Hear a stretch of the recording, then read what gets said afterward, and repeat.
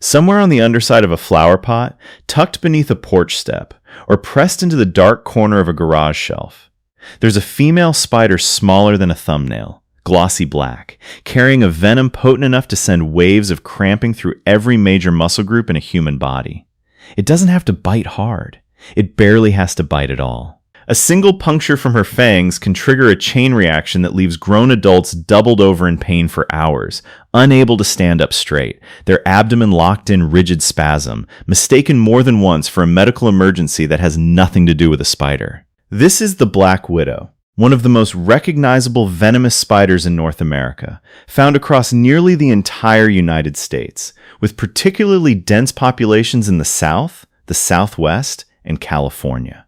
She prefers undisturbed, sheltered spaces, wood piles, sheds, crawl spaces, the underside of outdoor furniture, places humans reach into without looking first. The shiny black body and signature red hourglass marking on the underside of her abdomen are unmistakable once you know what you're looking for, but in the dark, reaching blindly into a stack of firewood, that marking does nothing to warn you in time. What makes the black widow dangerous isn't brute toxicity in the way people often assume. It's specificity. Her venom contains a compound called alpha-latrotoxin, a neurotoxin engineered with remarkable precision to target one particular system in the body, the junctions where nerve cells communicate with muscle cells. Normally, when your brain wants a muscle to contract, a nerve cell releases a chemical messenger across a tiny gap to the muscle, telling it to fire, then stops, allowing the muscle to relax until the next signal arrives. It's a controlled, rhythmic release and pause, repeated constantly throughout the body without you ever noticing it. Alpha-latrotoxin destroys that rhythm entirely. It binds to the nerve endings at these junctions and forces them to dump their chemical messengers all at once, then keeps forcing more release, far beyond what the body would normally allow. Instead of a controlled signal telling a muscle to contract and release, the muscle receives a relentless, uncontrolled command to contract and keep contracting. This is why black widow venom doesn't behave like most spider venoms, which tend to cause localized tissue damage around the bite. Black widow venom barely affects the skin at the bite site at all. Its real target is muscle tissue throughout the entire body, which is exactly why the resulting condition has its own medical name, latrodectism, describing a specific, recognizable pattern of full-body muscular reaction rather than a simple localized injury. Evolutionarily, this venom wasn't built with humans in mind at all. It evolved to immobilize insect prey almost instantly, locking their muscles into useless, rigid contractions so they can't escape the web. In a human body, there's far too much muscle mass for the venom to cause that kind of total paralysis, but the same mechanism still fires, just distributed across a much larger system, which is precisely why the pain spreads so far beyond the bite itself. The bite itself is often surprisingly unremarkable at first. Many people describe feeling only a faint pinprick, sometimes barely noticing it happened, with no significant swelling or redness to mark the site, nothing like the visible welt left by a bee sting. This deceptive calm rarely lasts. Within 15 to 60 minutes, a dull ache typically begins building around the bite, gradually intensifying and spreading outward, often toward the nearest large muscle groups. If the bite occurred on a hand or arm, that ache frequently migrates toward the chest and shoulders.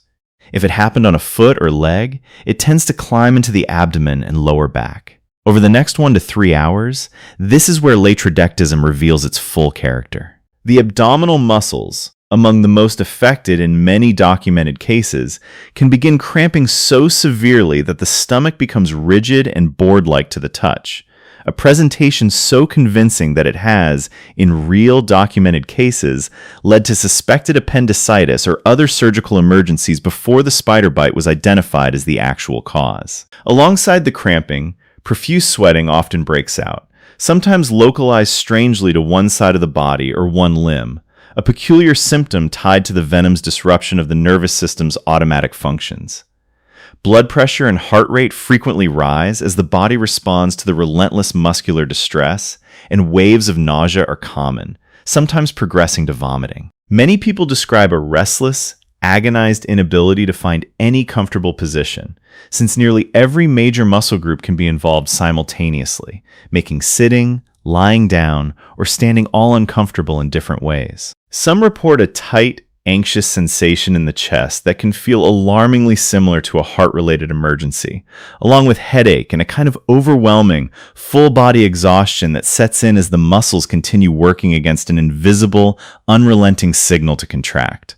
Picture someone reaching into a stack of firewood on a cool evening to grab logs for an outdoor fire pit, feeling a faint pinch against a finger that barely registers as anything. 20 minutes later, while back inside, a deep ache begins spreading up the arm and into the chest, followed by stomach, cramping severe enough that it starts to feel less like a spider bite and more like a medical crisis unfolding in real time, the kind that sends people to an emergency room unsure of what's actually happening to them. Treatment typically starts with pain management, since latrodectism, while intensely uncomfortable, is rarely life-threatening in healthy adults.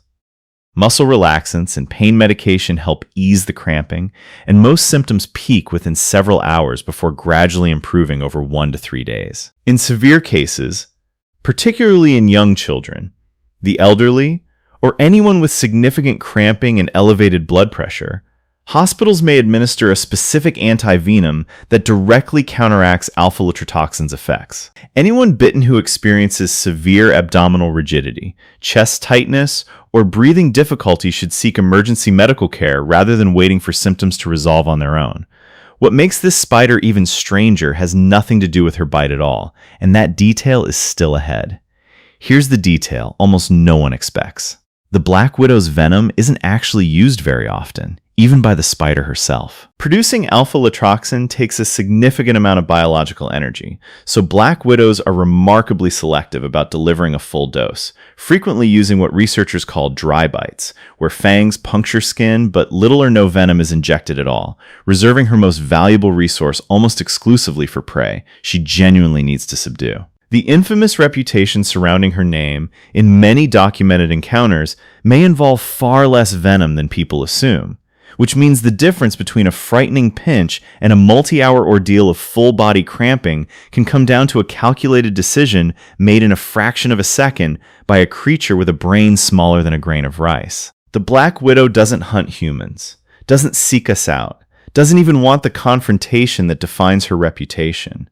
She simply waits in the dark, undisturbed corners we forget to check, holding a weapon refined over millions of years for something far smaller than us. And in that same shadowed world of crawl spaces and wood piles, something else is waiting too. Something whose method of attack doesn't even require a bite at all. Most of us trust the everyday world around us more than we should. Stories like this prove that trust can break without a single warning sign. If you'd rather know the danger before it finds you, subscribe now, because what's coming next might be even closer to home than this one.